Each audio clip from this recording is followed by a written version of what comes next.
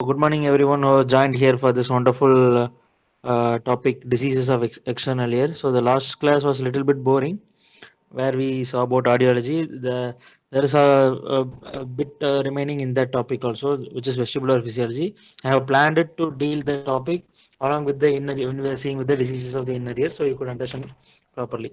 So today we will be starting with diseases of external ear and some conditions of tympanic membrane. Okay, so starting with, I'll be starting with the congenital anomalies, and I will not be going so deeper. With just you should know what the condition it is. Okay, so these are all congenital anomalies. They won't be asking in your pre-final questions, but you should know what it is. Maybe ask during your case presentation what are the congenital anomalies, or is most important for your NEET MCQs. Okay, so first congenital anomaly is anosmia. So anosmia means ossia means ear, anosmia means absence. So complete absence of external ear. Okay, complete absence of. You could see the picture. There is the pinna is not at all developed. So this is comes under first charge syndrome. First charge syndrome, as I told, the tragus develops from the second arch, and the rest from the first charge. Okay, so this comes under the first charge syndrome. Uh, to assess the child, we should take CT temporal bone for this child, and should see whether the external auditory canal has formed or not. Okay, so if external auditory canal is also not formed, we should help the child's hearing by bone anchored hearing aids, which will be helpful for the hearing of this child. Okay, so you could see this is the surgical reconstruction of microtia, which is also a condition in which the ear is developed and it is very small. Okay, so the degrees maybe vary. This is also an anomaly of pinna and external auditory canal, mostly the external ear. Okay, it may be unilateral or bilateral,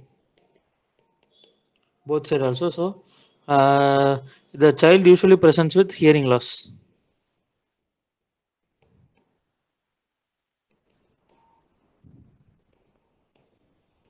Since external auditory canal will not be developed, there won't be any conduction of sound,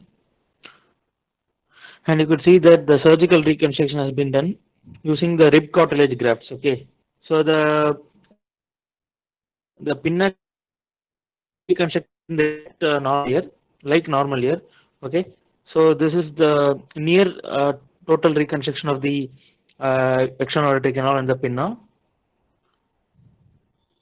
The hearing in this child also, the hearing can be given by bone anchored hearing aids.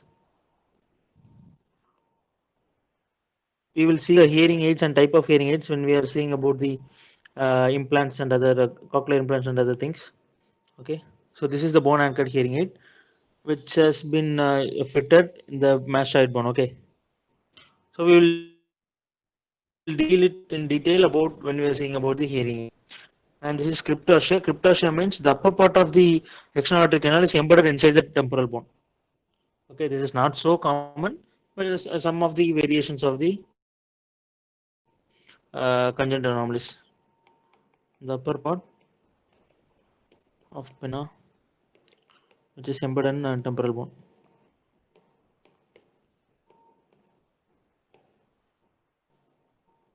Okay, so coming to preauricular sinus, as I told, okay, so this tragus and the other part completely develop from two different arches. So when the first arch and second arch fail to fail to fuse with each other, there will be a formation of sinus. Okay, you could see here.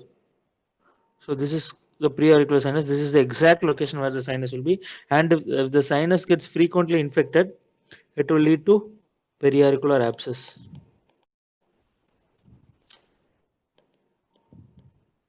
Preauricular abscess. Okay.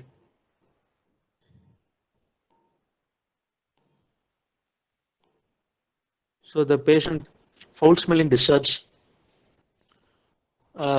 He may be having all the clinical features of any infection or abscess like fever,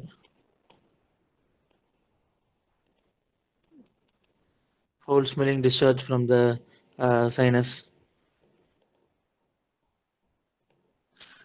which will make the patient not it will the patient might be irritable, and the neighbors will be complaining of the foul smell from the discharge.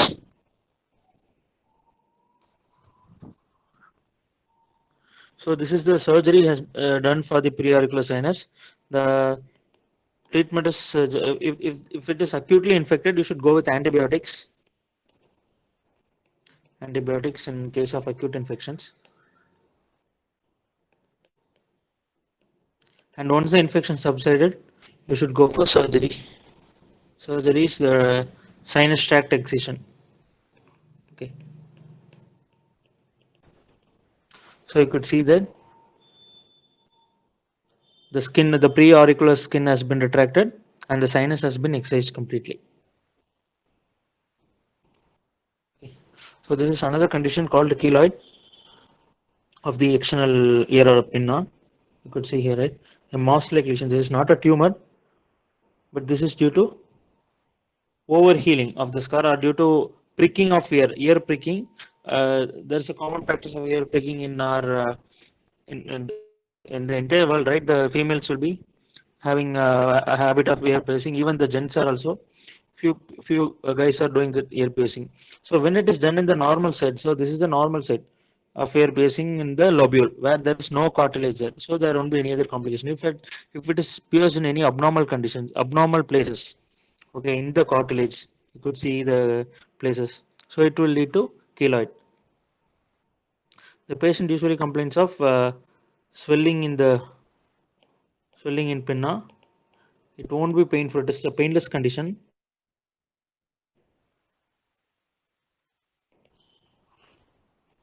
And if you palpate the swelling, it will be very hard in consistency, firm to hard in consistency.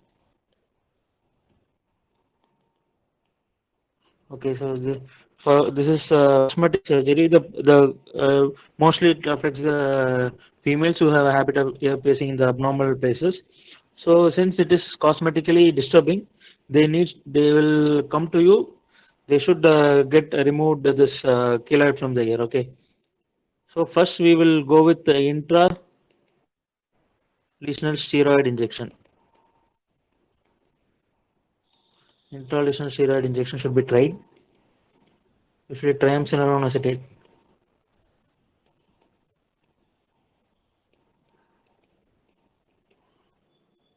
is injected into the lesion. That's why it is called as intralesional. Okay, the steroid injection should be given inside the lesion. Still, then if there is no response, you should go for keloid excision.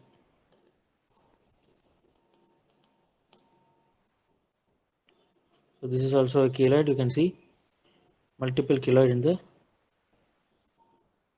pinna. So now coming to traumas of pinna. Okay. So the first condition what we are going to see is called a cauliflower ear, which is also called which is due to hematoma to the pinna. This is also called as boxer's ear.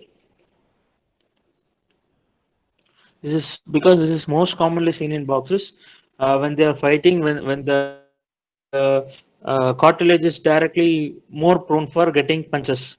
Okay, so repeated injury to the pinna will lead to cauliflower or boxer's ear.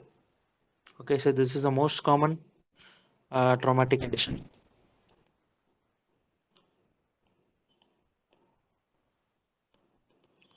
Traumatic condition to pinna, and most common in boxers. Okay, so you could see we are aspirating the uh, cauliflower ear or the hematoma ear through a syringe and the needle. Usually there won't be any blood in that, since it is infected. You could see fat pus in there. Aspiration, but nowadays we don't do aspiration. Once the condition is confirmed, once the diagnosis is confirmed, what we do is incision and drainage. Incision and drainage of the uh, pinna. Okay. So I hope you won't forget seeing this picture. This is cauliflower here. This is the most severe of this condition.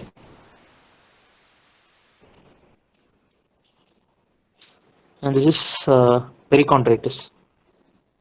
This is also another traumatic condition in which the cartilage, okay, the entire cartilage gets involved or infected.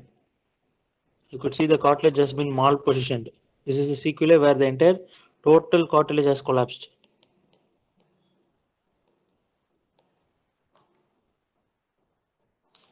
Okay, so this is the perichondritis of the pinna. This is an inflammatory condition. Usually the patient presents with red, hot and painful pinna.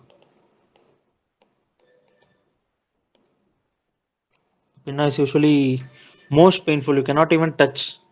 The patient winces in pain. So this is very painful condition, perichondritis. So treatment, you should go with first start with antibiotics. Usually this is caused by Pseudomonas bacteria. So you should give antibiotics targeted against Pseudomonas. So anti-Pseudomonal antibiotics should be given. So I hope you remember your fresh from pharmacology. Anti-Pseudomonal antibiotics include ciprofloxacin,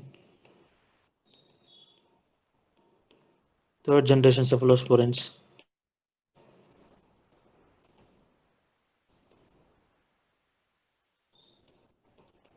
Third generation cephalosporins like cefpoperazone, ceftazidime, etc. And newer penicillin can also be given. Okay. So you can see only ciprofloxacin is a oral antibiotic available among this. So others are IV antibiotics. So depending on the condition, the treatment should vary. Okay, if he is stable, you can prescribe oral antibiotic, it will settle down.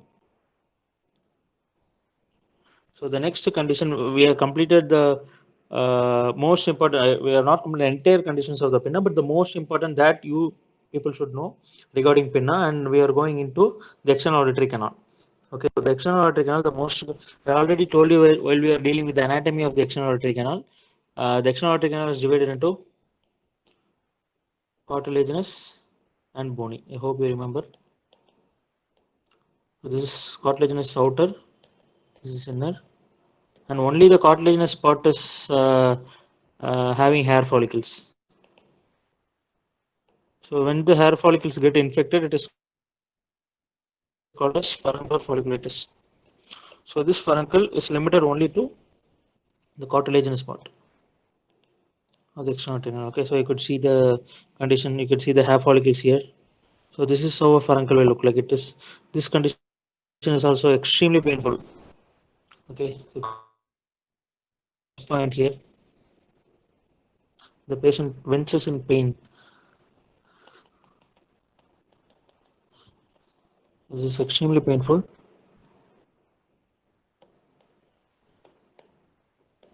So etiologies, the patient will give a history of ear pricking. Okay, using frequent use of buds.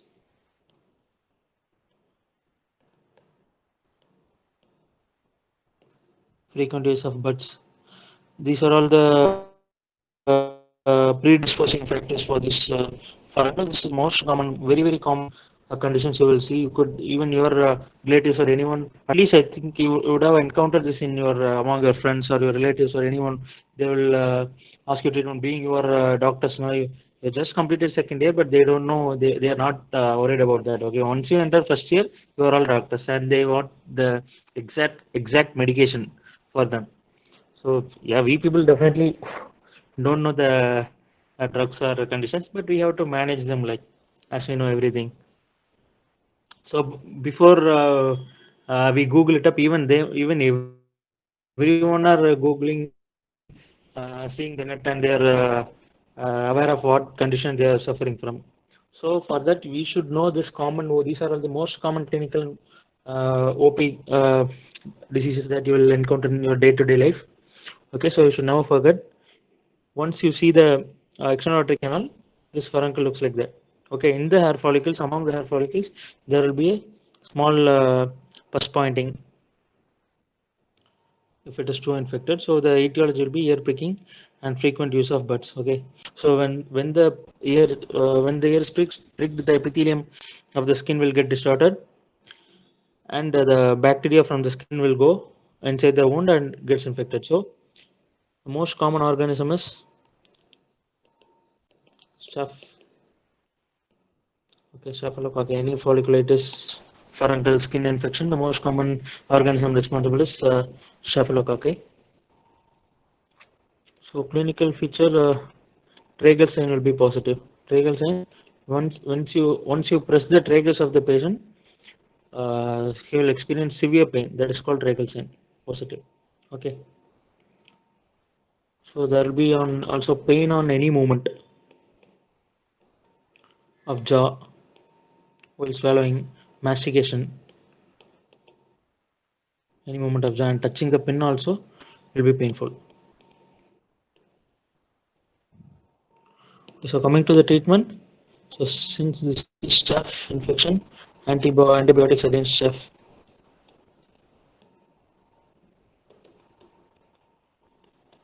Cloxacillin, any skin infection, you can give prescribed cloxacillin, amoxicillin, clavulanic acid.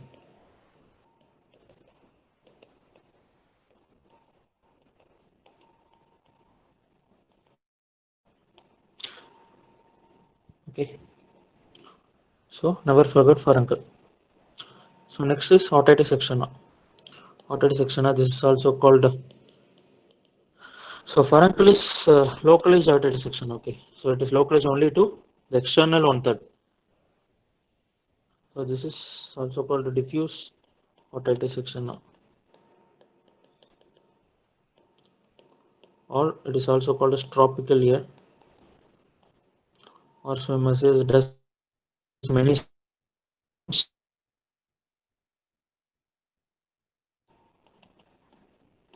These are the various synonyms of otitis externa. Okay. So the most common etiology is the same. In this also they will give a history of frequent ear pricking and all. And once I forgot to told you this furuncle, right? There is external aortic canal edema. So if there is if you are visualizing the external aortic canal, and if you cannot see the tympanic membrane, that means external aortic canal is edematous. So to reduce edema, you should give glycerin. It will be available like paint. So you should soak a piece of cotton and you should keep in the external aortic canal. And it will be there for 30 minutes to 1 hour. Okay, if external aortic canal edema is there. Okay. So this is diffuse otitis externa. You could see the external aortic canal is edematous, and these are the debris.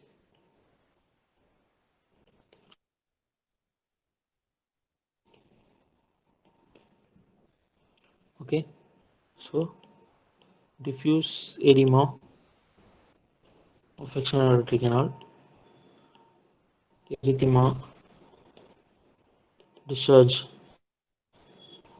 will be present. Okay. So for otitis externa, the most common organism responsible is again Pseudomonas. So here there will be no hair follicles when we go still deeper from the cartilaginous part. So Pseudomonas is the most common organism responsible. So you could see here, this is the diffuse otitis externa obscuring the view. You cannot see any part of external aortic canal. Okay, it is filled with discharge and edema. So this is the discharge from the external aortic canal. The canal is edematous. Only this space is left. Okay, so treatment, oral toileting if there is discharge. So any discharge, before applying any topical antibiotics, the discharge should be mopped up. Okay, so that is called oral toileting or ear toileting. So you should never forget, any examiners will expect this. Okay, in your practical scenarios or even in your theory, this oral toileting, if you are seeing a ear in your OP practice or in anywhere, okay, if you are seeing a ear with discharge, the discharge should be mopped up at the very as soon as possible. Okay, if the patient presents you with discharge, you should mop the ear and you should look into the tympanic membrane. So here also the patient presents with severe pain. So these are most painful conditions on movement of jaw. Same like for uncle. So oral toileting and then anti-pseudomonal antibiotics. The same uh, Cipro, third generation cephalosporins will be sensitive against this condition. Okay, so the next one is malignant artery dissection. So by the term malignant, this is not a malignant condition, but this is locally invasive. Okay, so that's why it is malignant artery dissection. So this is one of the most common conditions seen in immunocompromised. Okay, compromised individuals like diabetic patients, patients on steroids, on immunosuppressant drugs, any cancer patients on immunosuppressants, uh, patients with HIV. So these are the immunocompromised patients more prone for getting malignant artery dissection. So you could see this is the hallmark of malignant artery dissection. Granulation, granulation in any part of external auditory canal. So granulation tissue. Okay, mostly it is seen at the junction of cartilaginous and bony part.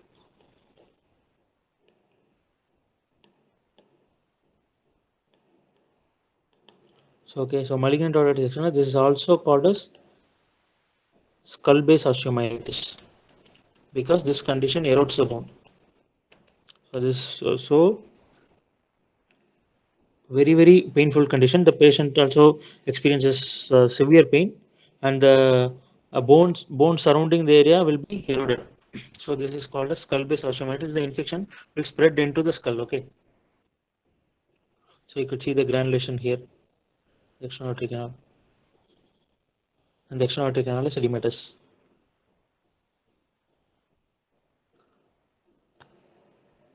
So etiology is the same, Pseudomonas.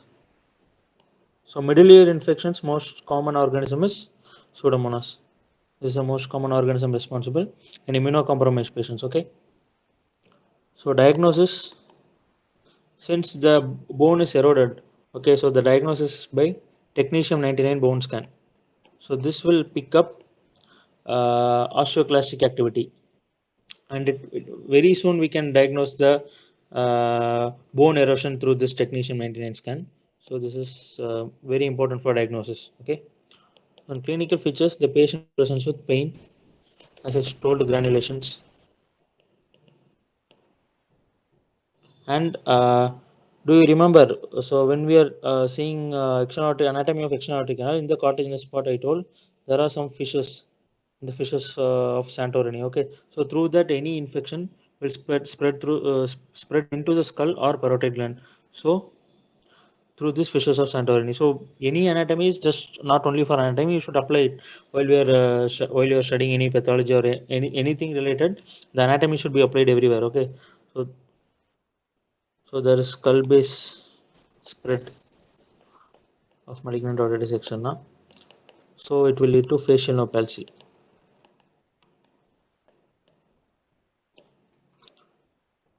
So facial nerve palsy is the earliest cranial nerve involved in malignant artery dissection. It's one of the MCQ for your NEET.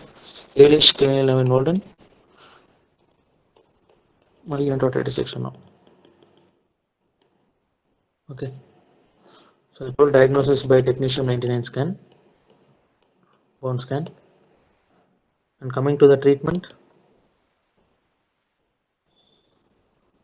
Like since this condition is also due to Pseudomonas, anti-Pseudomonal antibiotics,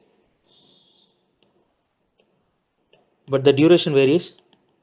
So it should be given for 6 weeks, minimum of 6 weeks for the infection to settle. Okay, and you should treat the underlying condition, the immunocompromised. So if he is diabetes, you should give oral anti-hypoglycemic agents, insulin. Okay, so after 6 weeks, you should know whether the infection has settled or not. Okay, so to the infection to settle, if then you should check it by gallium or iridium scan. This is theoretical purpose, but this gallium or iridium scan, it won't be available everywhere. Okay, in all the cities you can't get this. So ESR is the best marker to check the.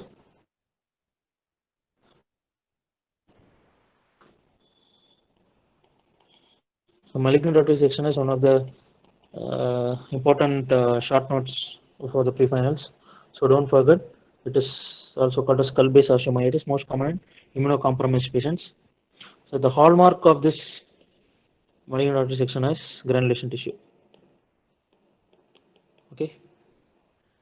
So Pseudomonas bacteria is responsible for this. Clinical features again: pain, facial nerve palsy, trigeminal will be positive. Okay. Sorry, dissection. Trigeminal will be positive. Patient will have severe pain. He can't even open the mouth. Diagnosed by a technician 99 scan. So the earliest scan to be involved is facial nerve. Okay. Treatment again: anti-pseudomonas antibiotics, Cipro, or third generation cephalosporins. Any treatment it should go for 6 weeks. Okay.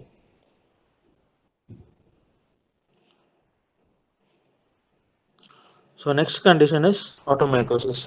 Automycosis is a fungal fungal condition. This is also most common in immunocompromised. Most commonly seen in immunocompromised, but it can also be seen in others who have the history of prolonged topical antibiotics usage. Prolonged use of topical antibiotics, gentamicin, ciprofloxacin eardrops.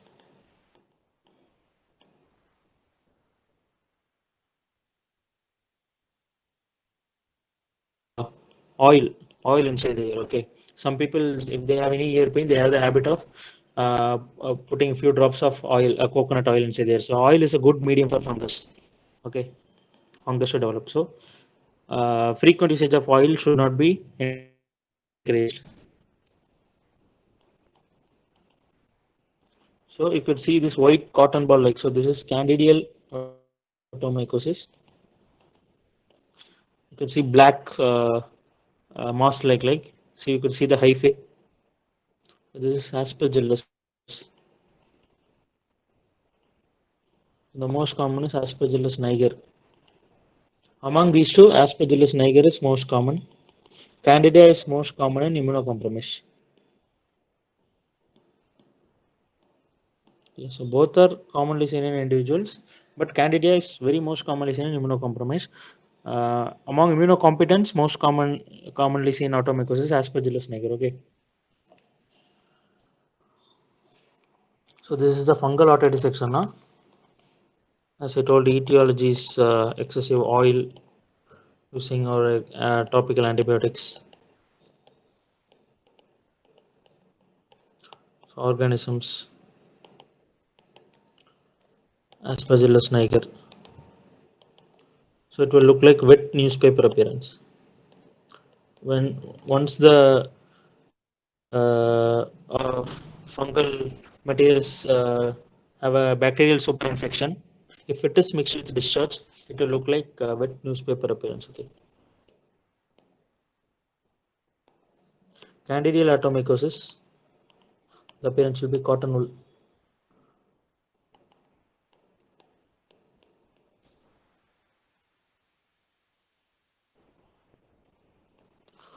So the patient presents with pain as usual, but itching here is the most common condition, most common presentation in fungal atomycosis. Okay. So a patient presents with itching, severe itching, and ear distress sometimes. So treatment. So there is, you could see that fungal material. So it should be mopped. So oral toileting should be done at the earliest. And topical antifungals. Oral antifungals are not needed. Topical antifungals is needed. Is essential. Okay. Or clotrimazole ear drops.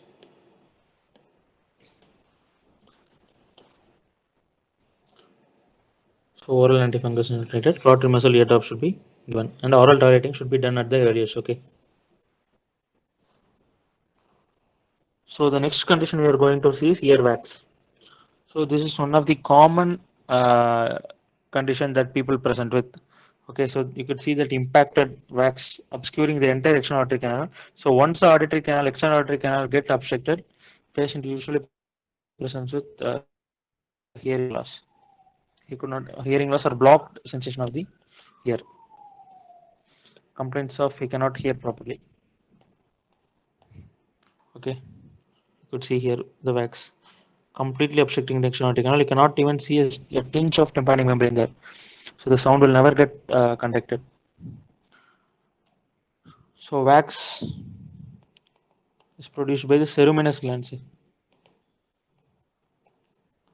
Ceruminous glands, which is present in the external one third of external auditory canal. Okay, in the outer one third.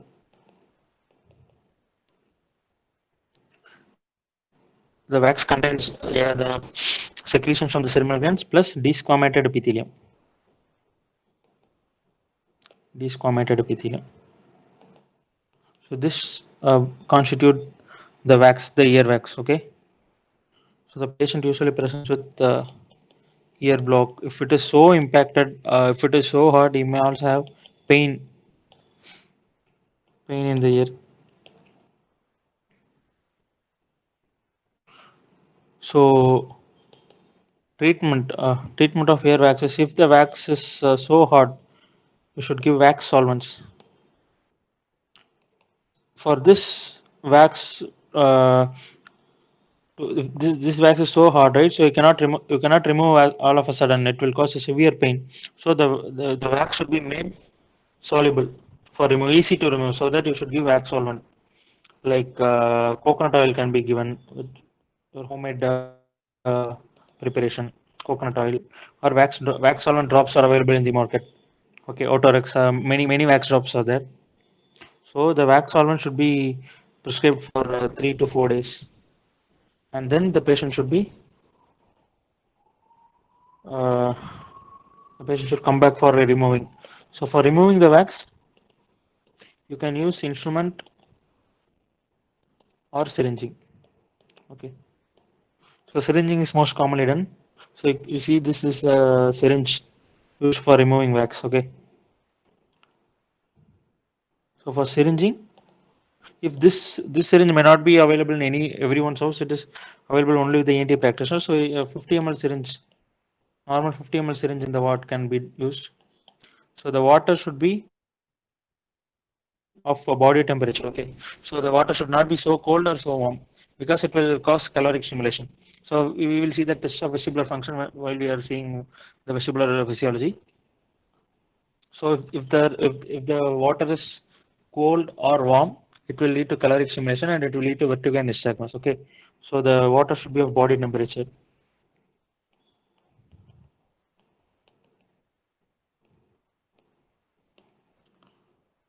And for the position of syringing, the syringe should be so for any conditions of extra retinal for view for a proper view of tympanic membrane. I told you that the pinna should be retracted back, up and laterally, backwards, upwards and laterally, because the cartilaginous part, no, it is directed upwards, back and medially, and the bony part is straight, so you cannot move the bony part. So if you pull the cartilaginous part upwards, backwards and laterally, you can make the cartilaginous part in a straight line to the external aortic canal and you can view. Okay, so once you pull the pinna like that, the syringe should be inserted in posterior-superior direction, posterior-superior quadrant towards posterior,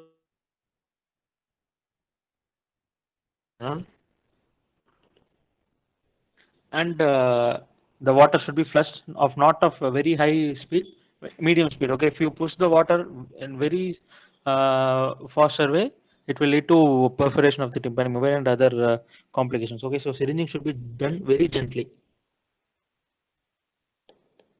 gentle push of the syringe towards the posterior superior quadrant. Okay, so this is the ideal uh, position of syringing, and the kidney tray should be hold by any bystander or by the patient himself, so that the water won't spread into the clots. So you see that towards the syringe is directed towards the posterior superior quadrant, so that the water will go and touch the tympanic membrane and will reflect it back, and it will pull the wax, or if any foreign body also it will pull it out. So okay, so this should be done after instilling wax solvents. So complications of your syringing is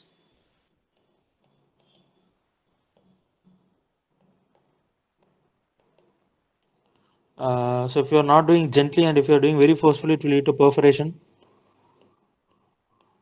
Sometimes caloric stimulation if the water is not of ideal temperature, and it will lead to vertigo.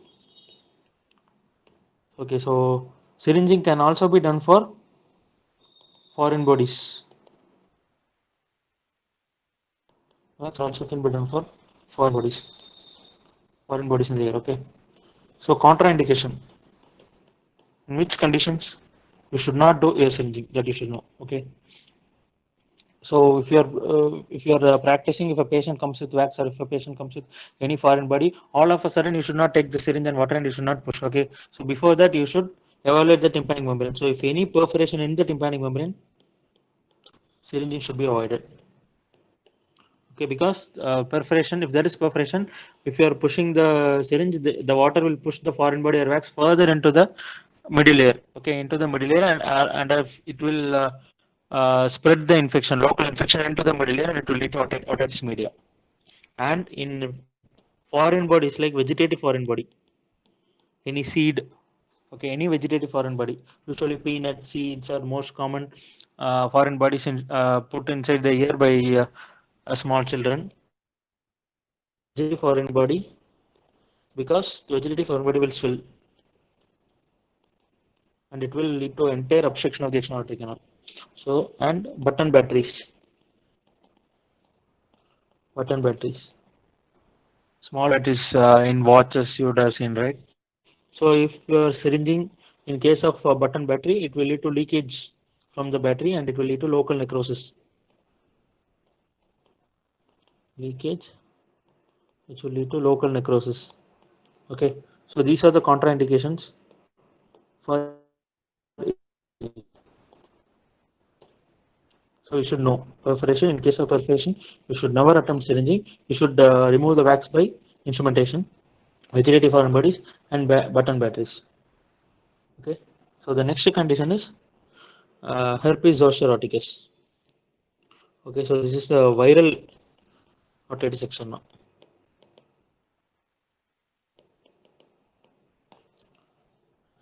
Viral otitis section now caused by herpes simplex virus. So herpes zoster oticus, this virus spreads along the distribution of nerves. Okay, auricular pinna nerve supply I told you. I hope you remember. Greater auricular nerve,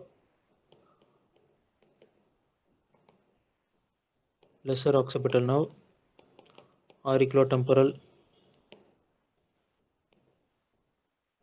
and Arnold's nerve, a branch of vagus.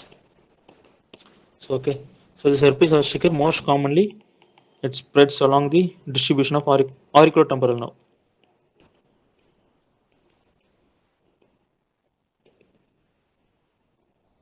Auriculotemporal nerve, which is a branch of mandibular nerve. Okay, so you could see the vesicles not only limited to the external aortic canal, it is also limited to the overlying skin, the temporal region.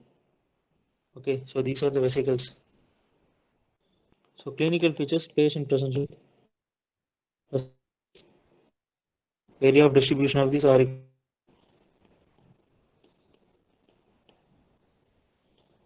skin of distribution of auriculotemporal nerve. Okay, so Coming to treatment, patient also complains of pain. Pain will be in every conditions of otitis section. Treatment, since it is a viral condition, antivirals. Hope you remember acyclovir is the most common antiviral which is used for this herpes zoster oticus. Okay. So the another condition is Ramsay-Hunt syndrome.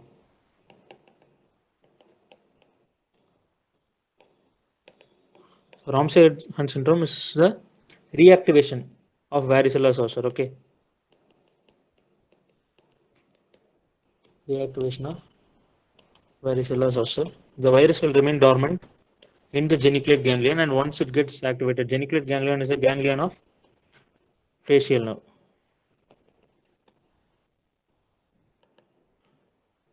The geniculate nerve ganglion, and it will lead to obviously facial nerve palsy. Okay. So this is the Ramsay-Hunt syndrome. You could see the vesicles will be present in the same area, and to the adding point there will be lower motor neuron type of facial nerve palsy. Okay, element type of facial palsy. Human type of facial nerve palsy will be seen in cerebral CVA. You will be seeing medicine cases, right? Cerebrovascular accident, any stroke. When the facial nerve is involved, that will lead to upper motor neuron type. Lower motor neuron type is seen in Ramsay-Hunt syndrome. And any already I told you malignant otitis section that also leads to lower motor neuron type of facial nerve palsy. Okay, so this is a typical feature of facial nerve palsy. There will be deviation of angle of mouth.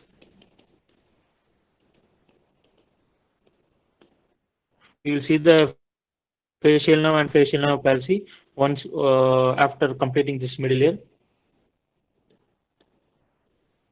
The deviation of angle of mouth, loss of taste sensation over anterior two-third, because anterior two-third is supplied by chorda tympani. I hope you remember the diagram where the chorda tympani exits through the posterior wall into the anterior wall of the middle ear. Okay, chorda tympani. So otitis externa, a flow chart.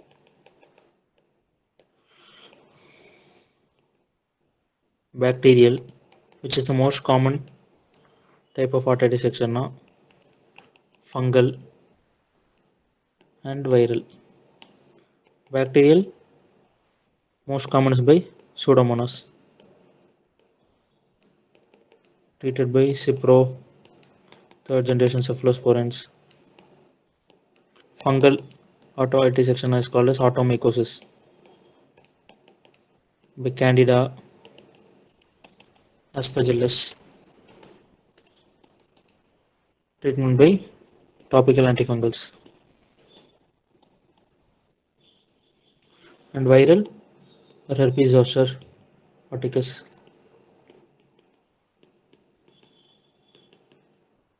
Treatment by antivirals like acyclovir. Okay. For Ramsay-Hunt syndrome, for facial nerve palsy, you should advise physiotherapy and steroids. That we will deal in detail while we are studying about the facial nerve. So for time being, you should know the treatment for facial nerve palsy. We are saying that the patient suffers from facial nerve palsy as a complication. So for facial nerve palsy, the treatment is steroids and physiotherapy along with the antivirals. So the next and final topic we are going to see is tympanic conditions of tympanic membrane. Okay. So this is the I told you this is the left tympanic membrane because the deviation is towards the left. Okay. See here, and the cone of light is also towards the left. So through this you can identify which is right and left. I hope everyone remember while we are studying about the anatomy. So this is the lateral process of Malleus. This is the handle of Malleus.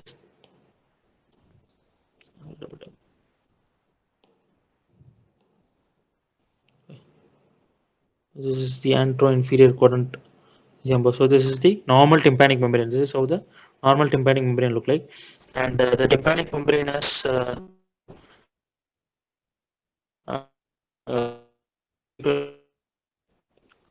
three layers, right?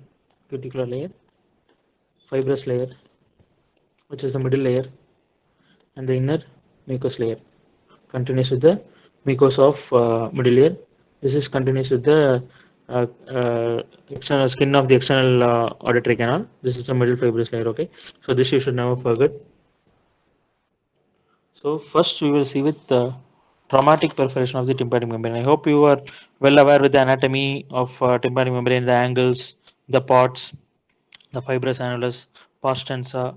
This is the pars flaccida, Sharpnell's membrane, everything. So I will not be going to detail. If you have never, if you have not studied so far, kindly go and check it out. So this is the traumatic perforation of the tympanic membrane. So you could see the perforation in the tympanic membrane. Okay.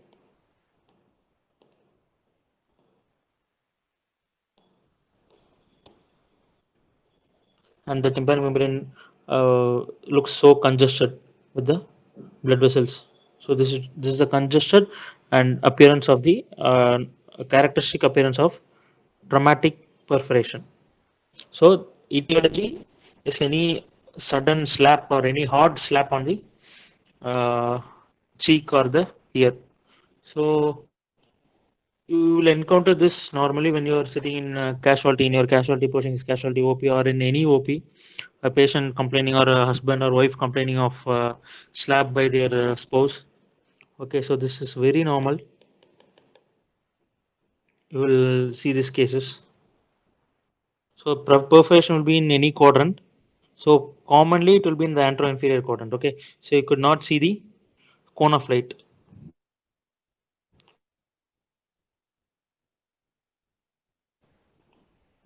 You could see the TM congestion. So okay, so very important for treatment is the ear should be kept dry. Topical antibiotics contraindicated. Okay, you should keep the ear dry. Topical antibiotics, and even you should advise the patient while taking bath, he should keep a cotton wick inside his ear so that the water does not enter the tympanic membrane, enter inside the external auditory canal. And if any water or if you are giving topical antibiotics by missing the diagnosis, if you don't ask the history, if you just see the tympanic membrane, you see a perforation, and if you prescribe antibiotic, it will be a biggest blunder. So never prescribe topical antibiotics for traumatic perforation. It should not be given. The ear should be always kept dry, and normally the tympanic membrane heals by three months, maximum by 3 months. Okay, in traumatic perforation, any perforation will heal around. If it is small, it will heal around by 3 months. Okay, so you should advise the patient that nothing to be done. The maximum time taken by the perforation to heal is three months, but while healing, the middle fibrous layer will be missing. Okay, fibrous layer does not heal, so it heals by only two layers. Fibrous layer will be missing. So if the tympanic membrane does not heal, then you should go with surgical procedure like tympanoplasty or myringoplasty.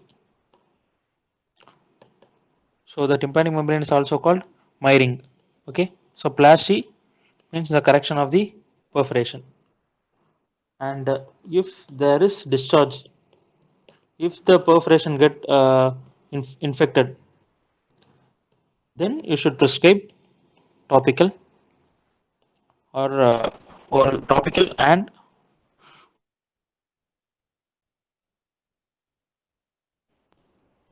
so remember, only if it is infected, you are prescribing topical and oral antibiotics. Otherwise, you should never give topical antibiotics to the patient in case of traumatic perforation. Okay. So treatment by myringoplasty, we will take the graft from, most commonly the graft is taken from temporalis fascia. So we will see this while we are seeing the surgeries for middle ear and tympanic membrane. So for time being, remember, this is the most common graft used for tympanoplasty. Okay, so important MCQ. So coming to the perforation. So now we are seeing with pause Chernusha perforation. Okay, pause flaccida perforation. We will study when we are when we are studying cholesteatoma and unsafe CSM. Okay, so now pause Chernusha perforation. Pause flaccida we will deal it later. So types of perforation is small, medium, large perforation,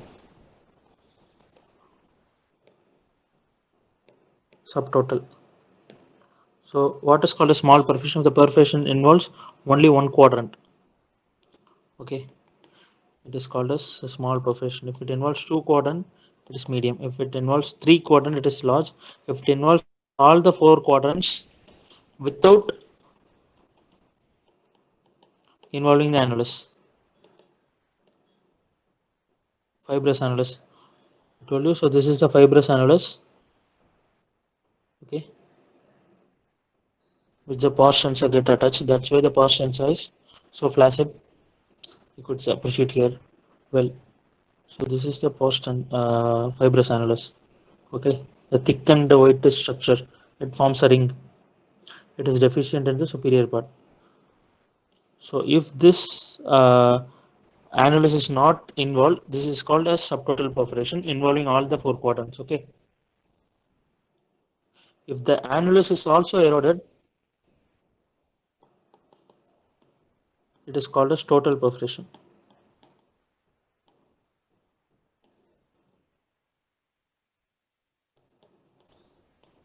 So these four comes under central perforation. Okay. And if the annulus is eroded, it is called as total perforation. Total, and if the annulus is completely eroded, it may be completely eroded or marginally eroded. Only one margin of any one quadrant or the entire margin.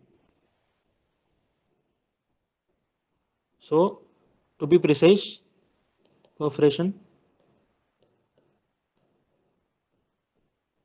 central, central perforation and marginal perforation. Okay, central it won't include, it won't involve annulus. Annulus not involved. Annulus involved. So central include small, medium and subtotal. Okay, large and subtotal. It include total perforation, total and marginal. So this is considered safe. This is unsafe. So we will see in whichever condition we are saying. So this is your small perforation. Okay, it is involving. So it is tilted towards the right. So this is right tympanic membrane. Fibrous annulus is intact. You could see the perforation only in anteroinferior quadrant. Okay, so this is a small perforation, small CP. So this is subtotal CP. You could see it involves all the four quadrants, but the fibrous annulus is intact. So this is subtotal perforation. So this is also an example of subtotal perforation. This is a live endoscopic picture. You could see here. This is the promontory, malleus, incus, stapes. This is the left tympanic membrane. Yes, because it is tilted towards the left side. The handle of malleus facing towards left. The fibrous annulus is intact. You could appreciate here. Okay. So this is the fibrous annulus which is intact. Promontory, your round window here. The stapes is attached to the oval window. So this is subtotal perforation. And you could see this is the total perforation where the fibrous annulus has also gone. Okay, the entire margin of fibrous annulus also gone. So this is the total perforation. So classification of perforation: central, small, medium, subtotal perforation. This is a total perforation. Attic we are not seeing now, but see this is a attic is the perforation of the pars flaccida. and this is the posterior marginal perforation involving only one quadrant, the fibrous annulus. Okay, so these two are unsafe.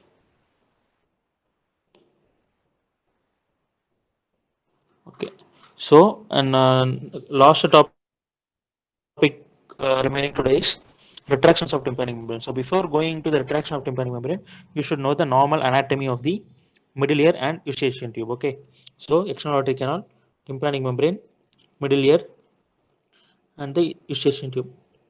So I told you the function of eustachian tube is to eustachian tube or auditory tube. Function is to maintain middle ear ventilation. Okay.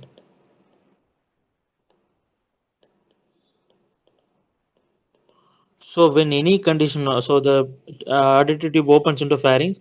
So if any pharyngitis, any infection of pharynx, or any mass occluding the eustachian tube opening the pharynx, it will lead to blockage of the eustachian tube. So if the middle ear is not ventilated, first it will lead to the tympanic membrane, the pressure, there will be difference in atmospheric pressure and the middle ear pressure, so it will lead to retraction, retraction of tympanic membrane. Okay, so this is a normal anatomy. The eustachian tube or the auditory tube has a bony pot towards the tympanic end. There is an isthmus in between the bony pot and cartilaginous part, same like external auditory canal, and this is the pharyngeal end. Okay, it opens into the pharynx, cartilaginous part and tympanic part. So any obstruction in any of this tympanic membrane will lead to uh, middle ear being not being ventilated, and that will lead to retraction of tympanic membrane. So precise anatomy of the eustachian tube, it is also called pharyngotympanic tube. It connects the middle ear with nasopharynx. It is trumpet shaped, 4 centimeter long, and it has two parts: bony part and cartilaginous part. Okay, so the function is to ventilate the middle ear. So okay, so normally the eustachian tube will be closed. So when opening of eustachian tube, you should know when the eustachian tube is opened: during swallowing,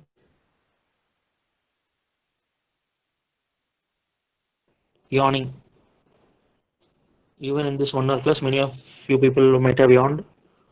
Okay, it is normal. Sneezing.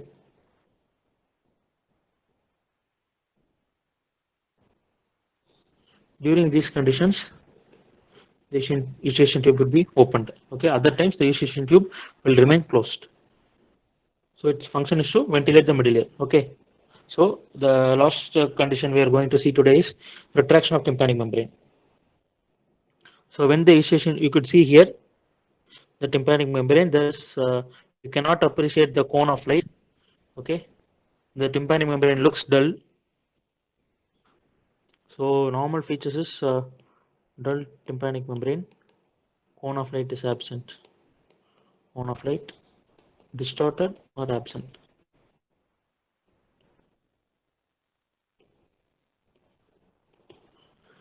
So the retraction, yes, this is the middle ear anatomy, anatomy of the anterior with the eustachian tube connecting the middle ear. It ventilates the middle ear and it opens in the pharynx, to be precise, nasopharynx. Okay, so the retraction of tympanic membrane, there is grading, which is given by SADE, SADE classification. There are 4 grades. Okay, so grade 1, it is the earliest stage of tympanic membrane. So the retraction of tympanic membrane has been graded by its relation with the incus. Okay, so the tympanic membrane, inside the tympanic membrane there is malleus, incus, and shape is in relationship to the incus and the underlying promontory. It has been graded. So grade 1, the tympanic membrane is not in contact with incus.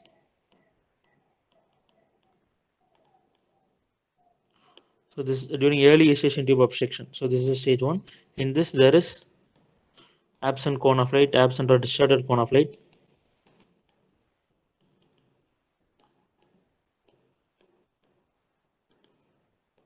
Prominent lateral process of malleus.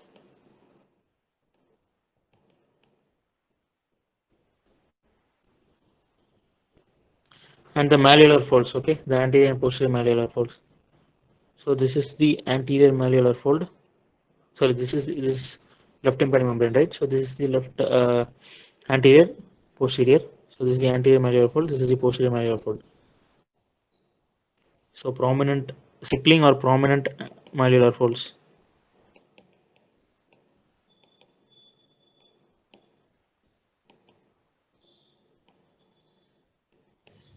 So grade 2 is, so grading. We'll go once again. Okay, SADIS classification. So grade 1, tympanic membrane not in contact with incus.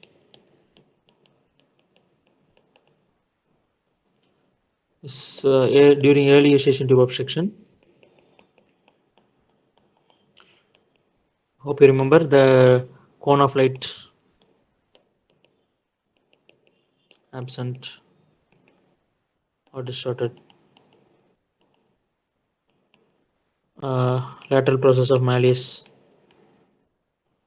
prominent, and the malleolar folds. Sickling of malleolar folds are prominent. Okay, they also appear prominent. So grade 2, tympanic membrane is in contact with, comes in contact with the incus. Grade 3, tympanic membrane in contact with incus, in contact with promontory. The tympanic membrane is in contact with promontory. Okay, hope you know, you could recollect what is promontory, which is in the medial wall. Okay, due to the cochlea.